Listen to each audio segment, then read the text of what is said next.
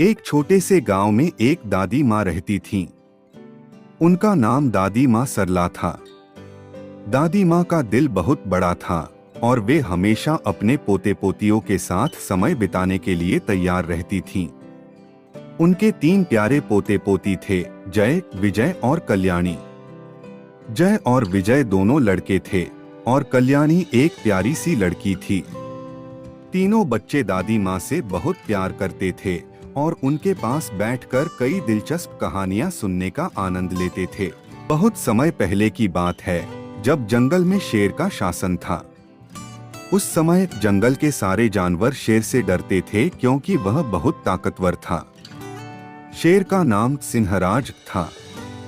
वह अपने जंगल में अकेला रहता था और जंगल के अन्य जानवरों से दूरी बनाए रखता था। सिंहराज का दिल बहुत कठोर था। उसने कभी किसी जानवर की मदद नहीं की और सभी जानवरों से बुरी तरह से बर्ताव करता था। उसकी शक्ति और क्रूरता से सभी जानवर डरते थे। एक दिन सिंहराज ने जंगल के एक हिस्से को घेर लिया और वहां से किसी को भी बाहर नहीं जाने दिया। उसकी इन हरकतों से बाकी जानवर परेशान हो गए थे, लेकिन वे कुछ कर नहीं पा रहे थे। शेर ने जंगल में हर किसी को अपना गुलाम बना लिया था और सभी जानवर डर डर कर जी रहे थे। लेकिन जंगल में एक छोटी सी चिड़िया रहती थी जिसका नाम चिरपुर था। चिरपू ने सोचा, क्यों न मैं शेर से बात करूं और उसे समझाऊं कि वह अपनी क्रूरता को छोड़कर कुछ अच्छा करे। लेकिन चिरपू का यह विचार सुनकर बाकी जानवर हंसी उड़ाने लगे।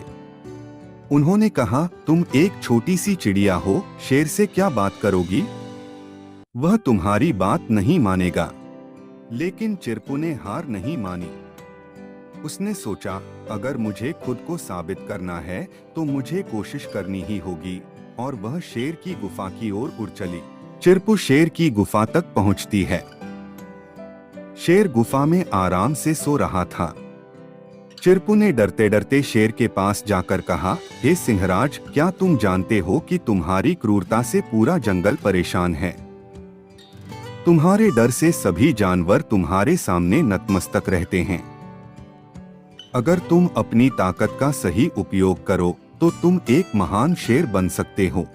शेर को यह सुनकर हंसी आ गई और उसने चिरपू से कहा, तुम जैसे छोटे से जीव की बातें मुझे क्यों सुननी चाहिए? तुम मेरी ताकत को नहीं समझ सकती। मैं जंगल का राजा हूँ और मेरा आदेश ही अंतिम है।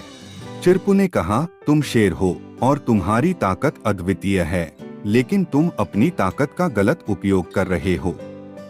क्या तुम नहीं जानते कि एक अच्छा राजा वह होता है जो अपनी ताकत का उपयोग दूसरों की भलाई के लिए करता है? शेर हक्का बक्का होकर चिरपू की बातें सुनता रहा। उसकी आंखों में कुछ बदलाव आया और उसने सोचा, क्या सच में मुझे अपनी ताकत का सही उपयोग करना चाहिए? चिरपू की बातों ने उसे चौंका दिया था। वह सोचने लगा कि शायद उसे अपनी शक्ति का उपयोग दूसरों की मदद करने के लिए करना चाहिए।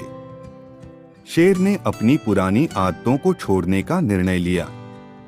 उसने जंगल के सारे जानवरों को इकट्ठा किया और कहा, मैंने अपनी शक्ति का गलत उपयोग किया है। अब मैं वादा करता हूँ कि मैं अपने जंगल के जानवरों की मदद करूंगा और किसी को भी डराने धमकाने का काम नहीं करूंगा। सारे जानवर खुशी से झूम उठे। शेर ने जंगल के जानवरों के साथ मिलकर काम करना शुरू कर दिया। उसने छोटे जानवरों को सुरक्षित स्थानों पर भेजा और उन्हें शिकार से बचाया।